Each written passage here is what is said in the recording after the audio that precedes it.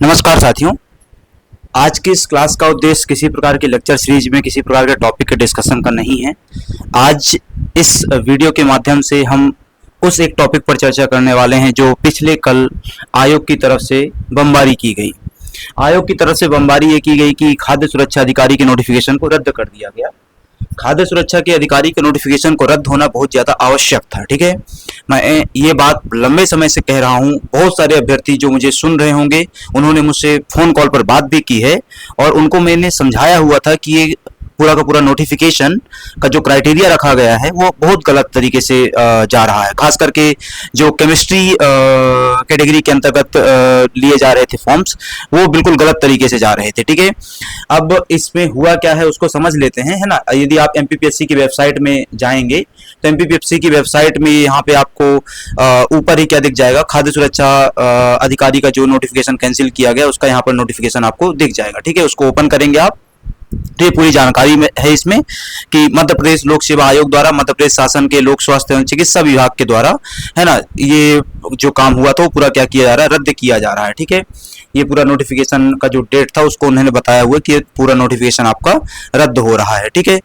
अब बात निकल करके आती है कि ये जो नोटिफिकेशन रद्द हुआ है इसमें आगे क्या होगा। तो एक स्टेप आयोग की तरफ से बताई गई है ना। आयोग की तरफ से क्या बताई गई एक स्टेप कि आयोग का कहना है कि हमने जिन लोगों के फॉर्म लिए हुए हैं उन सभी का पैसा वापस करेंगे। ये पैसा 15 से लेकर के 30 मई के बीच में क्या है वापस किया जाएगा, या यूं कहें 15 से 30 मई के बीच में आप अप्लाई कर सकते हैं अपना पैसा वापस लेने के लिए। ठीक है, प्रश्न ये नहीं है, प्रश्न ये है कि क्या ये नोटिफिकेशन दोबारा आएगा। ठीक है, एक बात समझ लो कि कोई भी नोटिफिकेशन आना है अथवा नहीं आना है, यह जिम्मेदारी या यूं कहें ये अधिकार आयोग के पास नहीं है।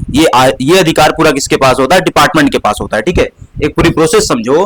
पूरी प्रोसेस कहती है, सिंपली पूरी प्रोसेस कहती है कि एक डिपार्टमेंट है, उस डिपार्टमेंट में बहुत सारे अधिकारी काम कर रहे हैं। समय के साथ यदि उस डिपार्टमेंट को लगे कि मेरे पास अधिकारियों की संख्या कम हो रही है तो वह अधिकारियों की क्या करवाएगा, रिक्रूटमेंट करवाएगा। अब विभाग के पास रिक्रूटमेंट की कोई प्रोसेस नहीं है, विभाग रिक्रूटमेंट नहीं कर सकता है। तो रिक्रूटमेंट करने के लिए एक संस्था बनाई गई है पीएससी। तो विभाग क्या करेगा, अपने 120 अधिकारियों की नियुक्ति के लिए, रिक्रूटमेंट के लिए एक प्रोसेस इनिशिएट करेगा और वो प्रपोजल किसको भेजेगा, पीएससी को भेजेगा। After that on the rules of the that set department, है ना, वो आयोग क्या करेगा, नोटिफिकेशन जारी करेगा। ठीक है, तो अब खाद्य लोक स्वास्थ्य एवं चिकित्सा शिक्षा विभाग के द्वारा क्या किया गया, 120 अधिकारियों की आवश्यकता है, हमको इसका रिक्रूटमेंट करवाइए, ऐसा प्रपोजल किसको भेजा गया, आयोग को भेजा गया। समस्या क्या हो गई यहाँ पर विभाग के द्वारा और एमपीएफडीए के द्वारा क्राइटेरिया में गड़बड़ कर दी गई। ये बात मैं डे वन से बोल रहा हूं कि भाई जो पीसीएम है, पीसीबी है, सीबीजेड है, बायोकेमिस्ट्री है, माइक्रोबायोलॉजी है, एग्रीकल्चर है, फार्मेसी है, केमिकल इंजीनियरिंग है, ये सब लोग अप्लाई किए जा रहे हैं। क्यों अप्लाई कर रहे हैं? ठीक है, आयोग स्पष्ट करे कि कौन अप्लाई कर सकता है, कौन अप्लाई नहीं कर सकता है। जैसे उन्होंने मेडिसिन में स्पष्ट किया, मेडिसिन का स्पष्टता क्या आई कि भाई एमबीबीएस, बीएमएस, बीयूएमएस, बीएचएमएस ये सब अप्लाई कर सकते हैं, स्पष्टता आई, नोटिफिकेशन आया।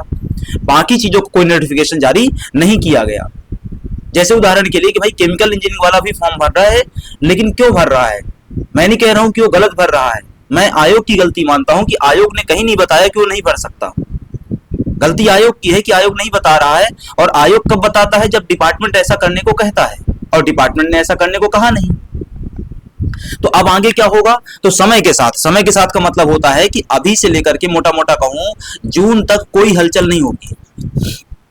क्यों? 15 से 30 मई तक तुम्हारा वो लिंक ओपन करेंगे, किसके लिए, रिफंड के लिए।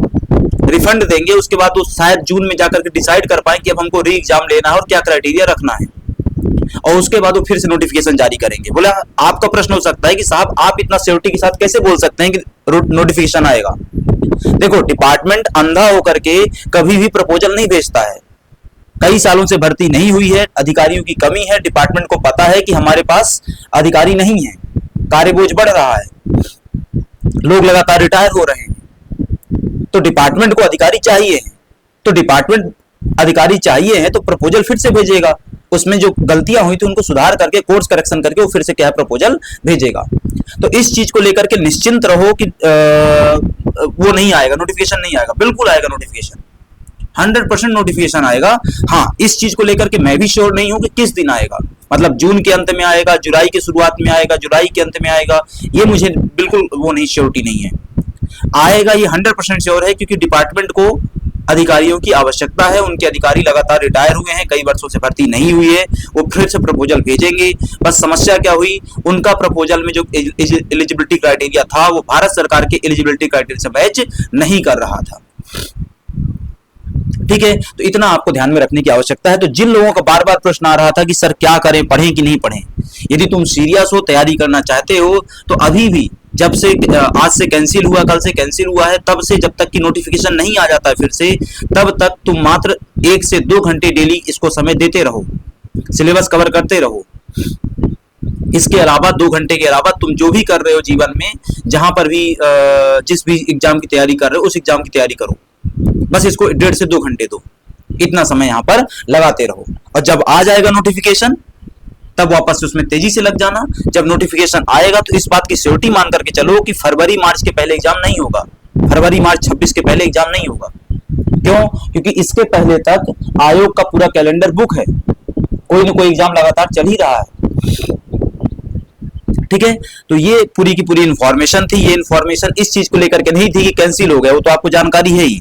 आगे क्या होगा इसके संबंध में हम चर्चा कर रहे थे। ठीक है, मिलेंगे फिर से आगे क्लासेस में। यहाँ जॉब्स वाला के प्लेटफॉर्म में क्लासेस लगातार चलती रहेंगी, हम कोई क्लासेस बंद नहीं करने वाले हैं, हम इन क्लासेस को लगातार चलाते रहेंगे। क्यों? क्योंकि हमको श्योरिटी है कि एग्जाम होगा और नोटिफिकेशन फिर से आएगा। किस दिन आता है वो जरूर अभी एक संशय है कि भाई मई माह में आएगा, जून में आएगा, जुलाई में आएगा, वो जरूर संशय है, बट आएगा 100% श्योर। ठीक है, चलिए अभी ये सेशन खत्म करते हैं, मिलेंगे फिर आगे कहीं कभी किसी सेशन में, अगली क्लास में। तब तक के लिए आप सभी का धन्यवाद।